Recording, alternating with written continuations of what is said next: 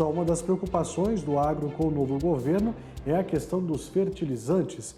Vamos ver agora como o setor pode ser impactado com isso. E para essa análise eu recebo o CEO da Quist Investimentos, o Douglas Dueck. Olá, Douglas, seja bem-vindo, é uma satisfação te receber aqui no canal AgroMais. Como vai, Thiago?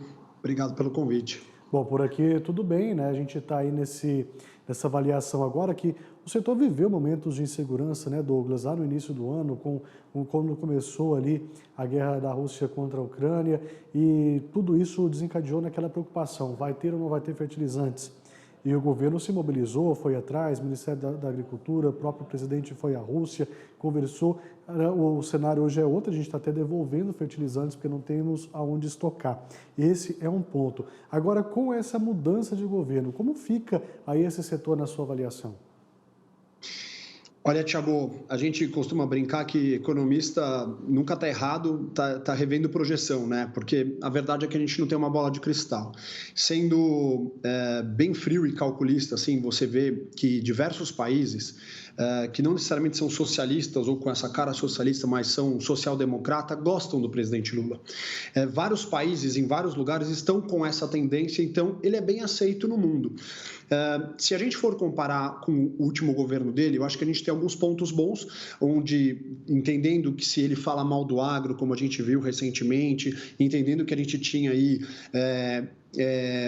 um bom cenário atual, o presidente apoiando o agro, então a gente tinha desse jeito, a gente conseguiu eleger dessa vez diversos deputados, diversos senadores que têm ainda essa vertente, que estavam desse lado mais direita, desse lado liberalista. Então eu acho que a gente vai ter um governo Lula, mas diferente do que foi no passado. A gente tem um problema sério do governo Lula e que a gente tem que pensar como se proteger dele, e é uma missão super difícil. Então, o que acontece?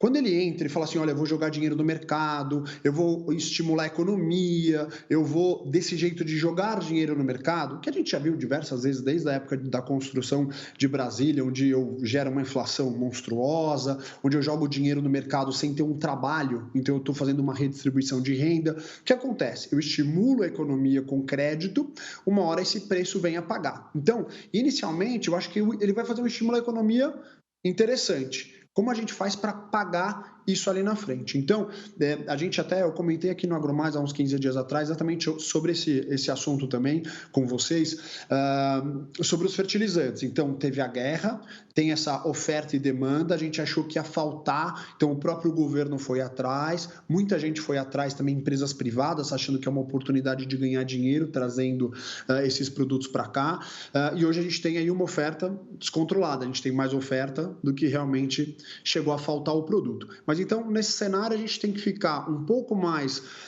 observador, reticente, não tão otimista de olhos fechados que vai dar tudo bem, porque eu posso ter até uma oferta de crédito grande e que pode vir a ser um problema daqui 1, 2, 3 anos, porque uma hora a conta chega para a gente pagar, né?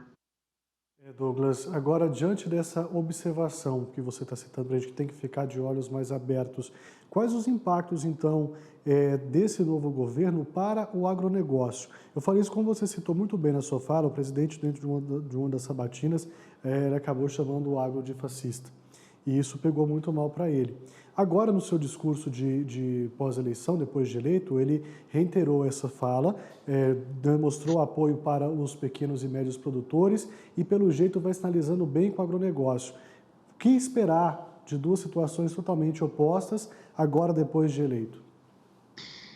Puxa, é um assunto super difícil, porque na verdade ele gosta de falar coisas que talvez os eleitores dele gostariam de ouvir, mas na hora da economia mesmo, ele não vai. O que ele come se não é agro? Ele come pedra? Ou pessoas que são contra o agro?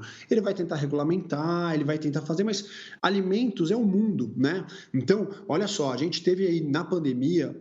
O agro não parou, porque a gente não estava no ambiente fechado, então muita gente não teve lockdown, e também essa história do lockdown, de não faltar alimento, do mundo crescendo, todo mundo precisava do alimento, então o agro está crescendo e o Brasil é o celeiro do mundo, um destaque dentro disso, porque a necessidade de alimentos é o mundo crescendo e a gente vem desde tipo, um chinês que não tinha acesso a nada, ele comia arroz e inseto, e lá era permitido comer inseto, outros animais, por falta de alimento, e hoje ele está melhorando a qualidade qualidade da alimentação, e são bilhões de chineses e passam a comer ou a soja, ou o milho, ou o que quer que seja que a gente esteja produzindo. Então, essa demanda é mundial, ele não vai conseguir controlar isso. Talvez ele não dê tantos estímulos como a gente gostaria que acontecesse.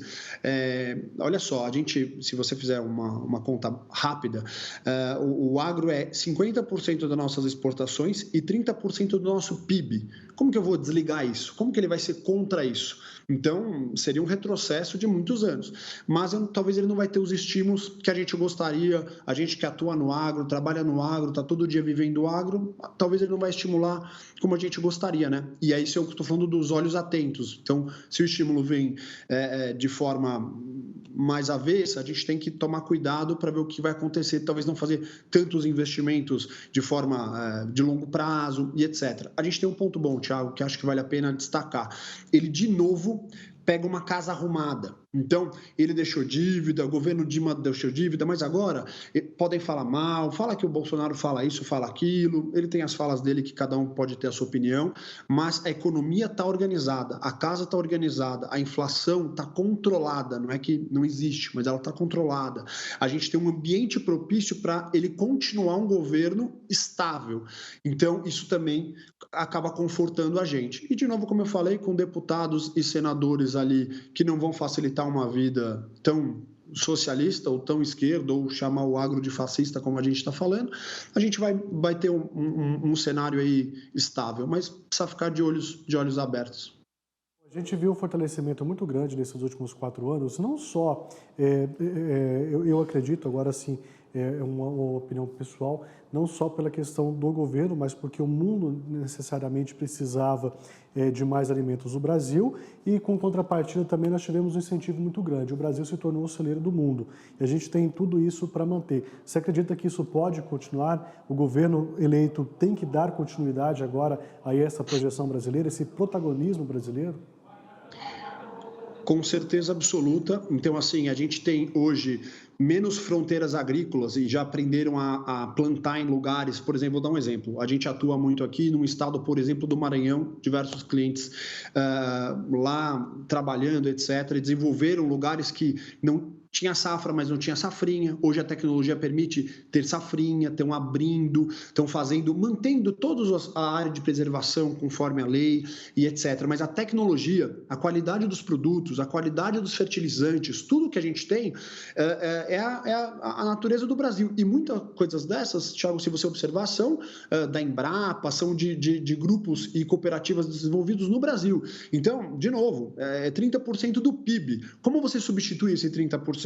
Se o PIB cresce 2%, 3% ao ano, a gente vê, só fazer a conta. A gente tem aí 15 anos que você teria que crescer em outros setores para substituir o agro. Então, o agro é muito forte e a gente precisa manter isso daí. Você pode depois passar a agregar valor aqui. Então, você vai ter não só a soja, mas você vai poder fazer produtos da soja, exportar produtos finalizados e aí agregar valor. Eu acho que é o próximo passo que o governo pode olhar. Isso gera emprego, isso gera valor, gera impostos, riquezas para o país. Mas com certeza o agro tem que ser protagonista e tem que ser apoiado, desenvolvido. Thiago, a gente está no mercado financeiro para o agronegócio. A gente é uma empresa do mercado financeiro para o agronegócio.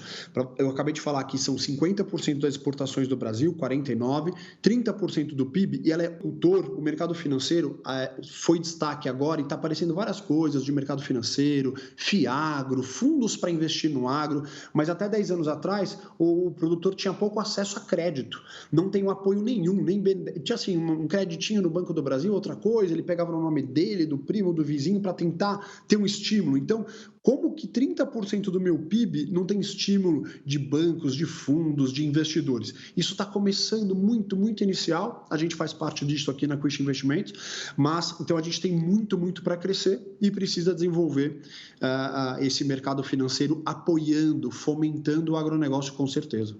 Não importa qual seja o governo. Douglas, você que está dentro dessa área, que vê a economia, vive ela o tempo inteiro, a gente fala muito hoje de carbono neutro, de reduzir aí essas emissões, a gente vê programas para comprar e para compensar o produtor, e no discurso também do presidente Lula, ele falou de um olhar mais voltado para a sustentabilidade e principalmente ali para o desmatamento na Amazônia. O que você pode adiantar para a gente disso de expectativa do mercado relacionado a esse ponto aí específico que o governo Lula vem falando durante toda a campanha de fortalecer o combate ao desmatamento também, aí que vai ser pelo menos na promessa, é uma das bandeiras dele?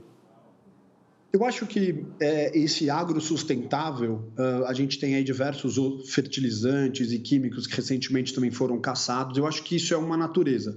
A gente se fala muito aí de coisas sustentáveis, de coisas amigas da natureza, e o agro tem que ser. Óbvio que o agro é amigo da natureza, mas ele pode ser melhor fiscalizado. O desmatamento muitas vezes nem é para pecuária ou para agricultura, muitas vezes é para outras coisas, para extrair madeira ilegalmente, para minério.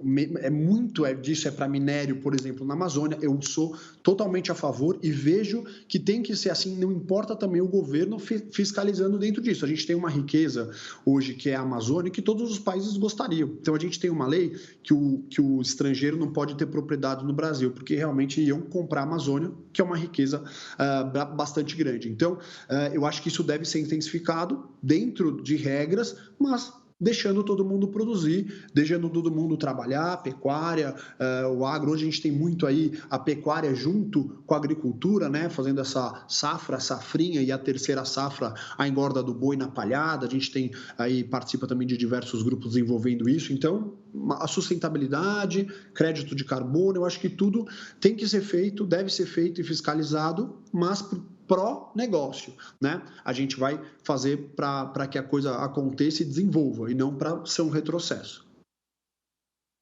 Como você disse, vamos ficar atentos aí, o produtor precisa se preparar um pouco mais e esperar, pelo menos virar a chave o ano que vem, a gente vê o que vai acontecer de fato. A gente volta a se falar por aqui, gostei muito da análise que você trouxe, volte mais vezes, um bom final de trabalho para você nessa quarta-feira de feriado também.